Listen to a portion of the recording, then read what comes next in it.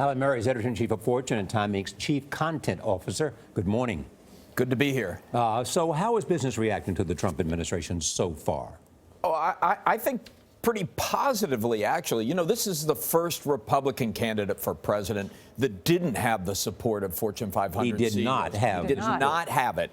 About our surveys of Fortune 500 CEOs showed maybe 40% supported. And those are because of issues like trade? But that was the big one, trade and immigration also. Remember, a lot of these companies believe immigration is immigration of high-skilled employees is good for the economy. So they didn't support him going in. But what they've seen afterwards is the possibility that you could have some significant tax relief, possibly bring home some of those earnings. You know, American companies have something like $2 trillion locked overseas that they won't bring home because the tax rate on bringing that home is 35%. If Trump lowers that, you have a big opportunity to bring money back. It's worth huge amounts. But President Obama had a corporate tax reduction plan. It just sat there for a while. He couldn't make it happen. Right. What's changed is that President Trump has a Republican majority in Congress that wants to do the same thing. So all of a sudden, business sees the best environment in Washington for some of these things they've been pushing for that they've had in over a decade. And he's speaking to their concerns when he talks about regulation,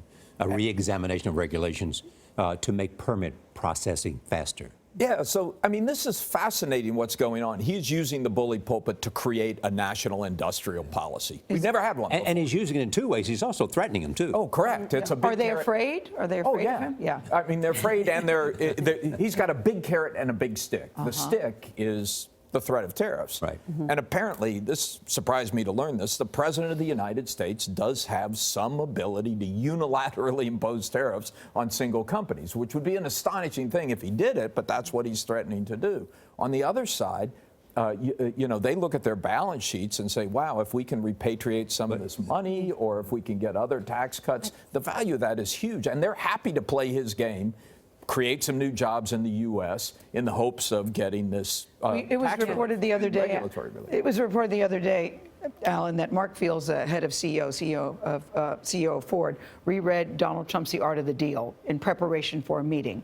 How are you hearing that business leaders are preparing in meeting and dealing with him, knowing that if he is upset, he will say negative things about you or your company? Well, a couple of things. I've talked to a lot of these CEOs about their meetings with Donald Trump. What they universally say is he sounds much more reasonable in private than he tends to in his Twitter stream and in public comments and in the State of the Union address. So that's part of what's made them optimistic, is their one-on-one conversations with him aren't quite as strident. What doesn't make them optimistic is a trade war with China. Correct. Yes. And China has said just today that the idea of changing one China policy is not a negotiable. I think that's the big uncertainty hanging over all of this. Right now, the CEOs I talk to are downplaying the trade threat and focusing on the possibility of reduced regulation and tax relief. But you really don't know how this is going to play out.